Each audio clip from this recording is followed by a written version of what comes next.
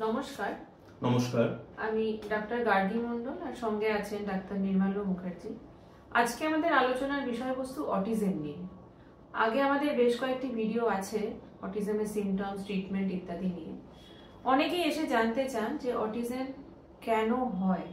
তো এটার নানাবিধ কারণ আছে, কিছু জেনেটিক, কিছু পরিবেশগত, এরকম নানা রকম কারণ। তো আমরা আজকে জেনে নেব কারণগুলো কি কি। তো ডাক্তার নির্মল, প্রথমে আপনি আমাদের জিনগত কারণগুলো বলুন। থ্যাংক ইউ ডক্টর গার্গী এই গুরুত্বপূর্ণ টপিকটা তুলে ধরার জন্য। তো অটিজম একটা নিউরো ডেভেলপমেন্টাল ডিসঅর্ডার বা ডেভিয়েন্স। অনেকে বলছে এটাকে এখন যে এটা নর্মাল পার্সোনালিটি একটা আলাদা রকমের। তো যাই হোক, অটিজম কেন হয় বা আমাদের মনে অনেক প্রশ্ন থাকে এবং এই নিয়ে অনেক রকমের ভুল ধারণাও আছে। তো সঠিক কারণটা জানলে অনেক সময়তেই আমরা দেখেছি বাবা মার নিজেদের উপর যে রাগ বা দুঃখ বা অপরাধ বোধ সেটা কমে, এবং অন্য লোকেদের কাছ থেকে যে কথা শুনতে হয় যে তোমার জন্য বাচ্চার অটিজম হয়েছে, সেটার থেকে অনেকটাই সুরাহা পাওয়া যায়। তো এই জন্য আমি এটাকে নিয়ে বলতে চাইছি। তো প্রথমেই বলি, অটিজম এবং অ্যাজ সাচ যে কোনো নিউরো ডেভেলপমেন্টাল ডিসঅর্ডারে কোনো নির্দিষ্ট পিন পয়েন্ট কারণ যে এই কারণ আর এই নিউরো ডেভেলপমেন্টাল ডিসঅর্ডার, এটা হচ্ছে খুব রেয়ার। এটা মেন্ডেলিয়ান জেনেটিক ডিসঅর্ডার বলে, মানে যেখানে একটা জিন বা একটা ক্রোমোজোমের পরিবর্তন হয়ে গেলে সেক্ষেত্রে বাচ্চার মধ্যে একটা মানে ডেভেলপমেন্ট বলুন, গঠনগত বলুন, একটা হিউজ ডিফারেন্স হয়। সেইটা আমরা নিউরো ডেভেলপমেন্টাল ডিসঅর্ডারে কিন্তু বেশিরভাগ ক্ষেত্রেই পাই না।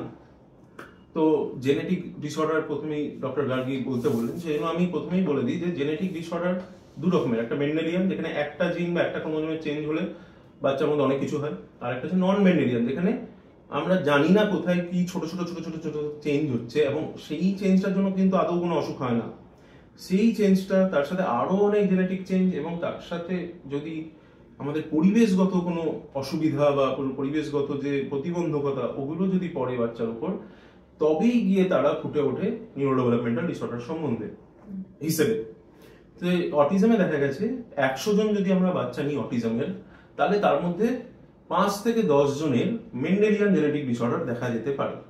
এদের মধ্যে বেশিরভাগ কমন যেগুলো, ফ্র্যাজাইল এক্স সিনড্রোম, তারপর যেখানে এক্স ক্রোমোজোমে একটু প্রবলেম থাকে, তারপরে হচ্ছে আপনার নিউরোফাইব্রোমেটোসিস। এগুলো অত ডিটেলসে আপনাদের জানতে হবে না, কিন্তু নিউরোফাইব্রোমেটোসিস মানে শরীরে অনেক ছোট ছোট ছোট ছোট ছোট টিউমার মতো থাকতে পারে। তারপরে টিউবেরাস স্ক্লেরোসিস, আরো আছে ক্রোমোজোম নম্বর 22-এ কিছু পরিবর্তন হলে হতে পারে। হ্যাঁ, কর্নেলিয়া ডিলেন্স সিনড্রোম, ক্রোমোজোম নম্বর 5, ক্রোমোজোম নম্বর 7, ক্রোমোজোম নম্বর 17, এই ক্রোমোজোমগুলোতে ছোট ছোট জিনের পরিবর্তনের জন্য অটিজম দেখা দিতে পারে, কিন্তু সেটা টোটাল যে অটিজমের পপুলেশন তার মাত্র 10%।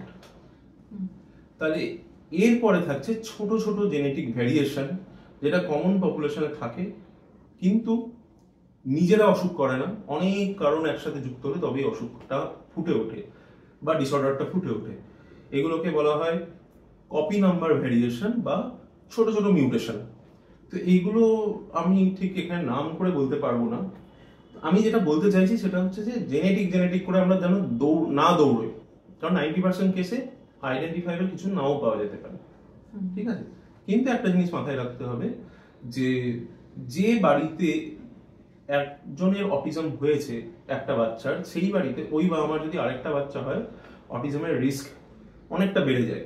কারণ সাধারণ পপুলেশনে 100 জনের মধ্যে একজনের অটিজম হয়, সেক্ষেত্রে ওই বাড়িতে 100 জনের মধ্যে 20 জনের অটিজম হয়। আর যদি টুইন দেখা যায়, টুইন মানে যমজ বাচ্চা, সেক্ষেত্রে দেখা গেছে যে যে বাচ্চারা আইডেন্টিক্যাল টুইন বলে, যেটা একই দেখতে দুজন, তাদের ক্ষেত্রে অটিজমের মানে একজনের অটিজম হলে আরেকজনের অটিজম হওয়ার চান্স অনেকটাই বেশি, প্রায় 70 to 80%। তো এখনো খোঁজ চলছে, কিন্তু কেন এক্স্যাক্টলি হচ্ছে, কোন জিনটাকে আমি ধরবো সেটা আমি বলতে পারছি না। সেই জন্য আমরা পরের টপিকে আসবো। তো আমি তার আগে বলবো ডক্টর গার্গীকে যে আপনার কিছু বলার আছে এই সম্বন্ধে। তাহলে এটাই বুঝলাম যে মোটামুটি যা অটিজম কেসেস আছে তার মাত্র 10%ই জিনের জন্য হচ্ছে। এবং অতএব কারোর বাড়িতে যদি থাকে, কোনো বাচ্চার যদি কারোর অটিজম থাকে, সেই বাড়িতে বাবা মায়ের একটু সাবধান হওয়া দরকার, জেনেটিক টেস্ট ইত্যাদি করিয়ে নেওয়া দরকার, ডাক্তারের পরামর্শ নেওয়া দরকার। কিন্তু এছাড়া অটিজম হলেই যে বাবা মা নিজে যে আত্মগ্লানিতে ভোগে, বা অনেক সময়তেই বাবাকে বা মাকে দোষী করা হয় যে তোমার বাড়িতে হয়তো কোনো মানসিক অসুখ ছিল, এইগুলো কিন্তু সত্যিকারে নয়। তাহলে আমরা আজকের ভিডিওতে অটিজমের জেনেটিক কারণগুলো নিয়ে আলোচনা করলাম। পরের ভিডিওতে আমরা নন জেনেটিক বা এনভায়রনমেন্টাল, পরিবেশগত কারণগুলো নিয়ে আলোচনা করব।